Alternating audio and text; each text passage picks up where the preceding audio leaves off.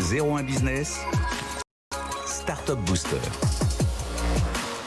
Startup Booster avec Mercateam et l'un de ses cofondateurs, Adrien Laurentin. Bonjour. Bonjour Frédéric. Merci d'être avec nous. Alors, créer un tableau de bord digital pour les opérateurs dans les usines, vous allez comprendre tout de suite de quoi l'on parle. Et puis surtout, peut-être que vous allez pouvoir rebasculer dans une ancienne émission, l'émission de la semaine dernière, avec Lizzie qui a été l'une de nos lauréates des Grands Prix de l'accélération digitale. J'y lauréate parce que c'est Anne-Delphine Belfond qui était la patronne du digital chez Lizzie qui avait monté ce projet. Et il s'agissait, souvenez-vous, de digitaliser tout un process d'usine qui se faisait auparavant au crayon, à la main, avec les opérateurs.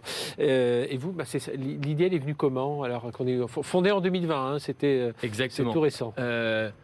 En réalité, en octobre 2019, on a commencé à aller en usine dans des secteurs différents. Donc chez Lizzie Aéronautique qui fait de l'aéronautique, et aussi Maroquinerie Thomas qui est sous-traitant dans le luxe, qui fait des porte-monnaies et des sacs. Dans le luxe, l'aéronautique, la pharma, l'environnement, l'auto. Exactement. On a essayé de diversifier le plus possible nos secteurs et de trouver un dénominateur commun entre eux. Et on s'est rendu compte que dans toutes les usines, il y a une matrice de compétences pour gérer les équipes, qui sait faire quoi. Et à chaque fois, les superviseurs jonglent entre eux. Est-ce que j'ai un absent? Est-ce que cette personne est formée pour aller sur ce poste-là? Est-ce qu'il a cette habilitation-là? Et on a creusé, et c'est là où en fait on a développé cette idée. On s'est rendu compte qu'il y avait ce même problème dans les différents secteurs, et on a fini par créer Mercateam, qui en fait est pour le mercato, la gestion des équipes et créer de la mobilité dans les entreprises. Au pire, ça se faisait avec des post-it et des crayons effaçables, et au meilleur des cas sur un tableau Excel où quelqu'un avait bricolé un petit logiciel, c'est ça? C'est exactement ça, pour gérer les équipes où ils vont. Mais après, vous avez, vous voyez, en moyenne, on tue 25 Excel pour une équipe de 100 personnes. Ouais. Parce qu'il n'y a pas juste le planning. Il faut savoir quelle personne a son habilitation électrique. Je vous donne un exemple, mon associé, il travaillait dans un grand groupe du CAC 40, il n'avait pas son habilitation électrique, mais pendant 2 ans, il travaillait sur du 240 volts. Il relançait les ressources humaines pour l'avoir et on lui donnait pas. Donc en usine, vous avez, est-ce que c'est pas une compétence critique où il faut reformer cette personne? Est-ce qu'elle sait le faire? Et vous avez ce point aussi très important, c'est transmettre le savoir-faire traditionnel, qui est sur papier. Et ça, nous, on vient aussi le digitaliser, l'associer par exemple avec un QR code sur une machine, et on peut le ressortir facilement avec un smartphone. Oui, c'est ce que nous expliquait chez Lizzie, où un problème résolu, hop, on effaçait le tableau parce qu'il était résolu, mais s'il se reproduisait 2 ans plus tard ou dans un autre atelier, voilà, il fallait reprendre encore. Enfin, il n'y avait pas de cette gestion des connaissances. Parce que vous, à la fois, c'est ça, hein, c'est du tableau de bord, du planning digitalisé, et puis c'est de la dématérialisation, enfin de la digitalisation de documents. Hein, c'est un peu sur tous ces axes. Nous, en fait, on va être le point numéro 1 qu'on a constaté avec tous nos directeurs d'usine, nos superviseurs, c'est aujourd'hui il y a un enjeu avec l'industrie 4.0 d'être capable de transmettre le savoir-faire traditionnel. Il faut très facilement, vous savez, on en a un cas d'usage concret, on a un de nos clients, il a eu une vague de départ à la retraite, son taux de service est complètement descendu parce qu'il était plus capable de bien produire, il avait plus ses connaissances, et vous devez faire revenir des opérateurs pour qu'ils forment les autres personnes très cher. Le deuxième, c'est faire monter les personnes en compétences très rapidement avec des formations, parce qu'aujourd'hui avec le 4.0, une personne ne fait plus le même geste, il lance potentiellement un programme sur une machine et ça devient très technique, il y a une explosion des compétences. Donc il faut gérer qui sait faire quoi, comme je le disais au début de l'entretien, et il y a aussi de dire comment lancer facilement une formation. Aujourd'hui, ce qui se passe, c'est le directeur de prod dit alors, je vais avoir cette ligne-là, il faut que je lance ces formations, et il y a des Excel qui descendent tout en haut de manière extrêmement verticale, de dire alors attention, tu dois former cette personne-là, vous allez sur la machine, étape 1, étape 2, étape 3. Parfois, on reprend la prod, du coup, on le pose sur le côté, et finalement, le papier est perdu, alors que nous, vous lancez la formation, il y a un workflow de formation très précis, il faut aller sur ce poste-là, ce poste-là, ce poste-là pour être formé.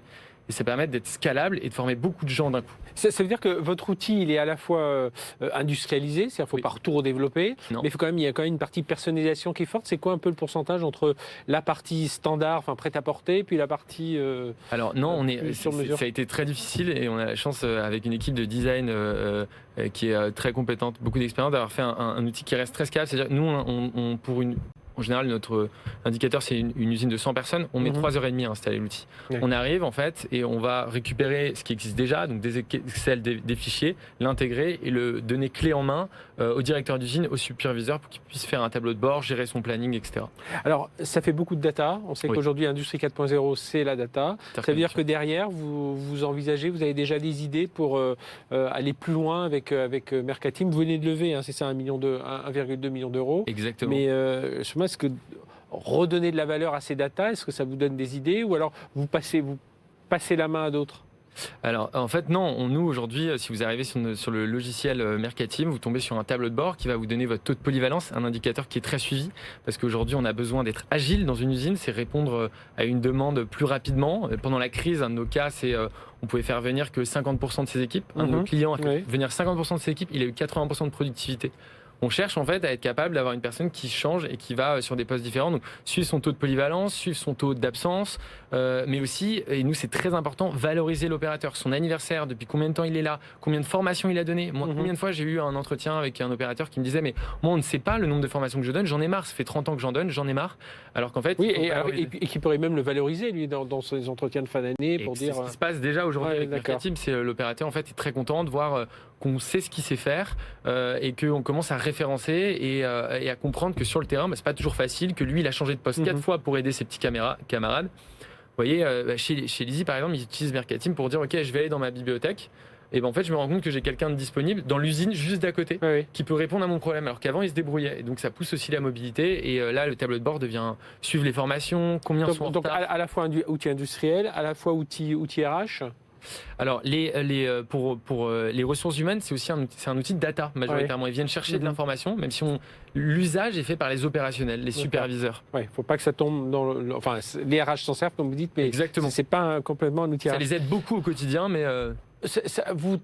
Vous manipulez beaucoup de data, on est dans le monde de l'industrie. Depuis quelques années, 2017, on va dire, c'est là où on a vu ces premières grosses attaques dans le monde de l'industrie. En termes de cyber, est-ce que ça aussi c'est quelque chose qui est conçu dès le départ, le security by design dans vos outils? Tout à fait, c'est très important parce qu'en plus nous on gère de l'humain, donc avec les nouvelles réglementations, il faut qu'on soit très attentif. Moi j'ai la chance d'avoir un associé qui s'appelle Kevin Rouvière qui s'occupe de toute la technique de l'outil. On a un CTO, Quentin Dubois, qui a passé une grosse partie de sa carrière dans une grande société spécialisée en système d'information des ressources humaines. Donc, on est assez backé là-dessus, on est en cloud en Europe et on est backé en termes de données sur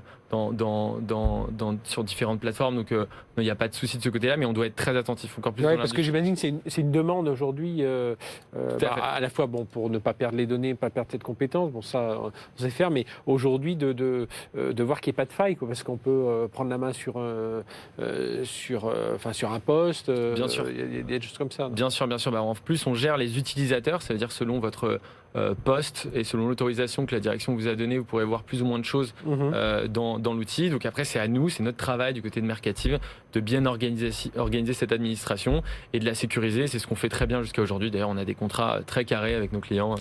Justement, le futur, on dit, c'est luxe, aéronautique, pharma, environnement, automobile. Donc vous, le futur, c'est ça. Vous venez de lever 1 million d'euros, 1,2 million d'euros, je le rappelle, pour Mercatim, c'est de s'ouvrir sur d'autres...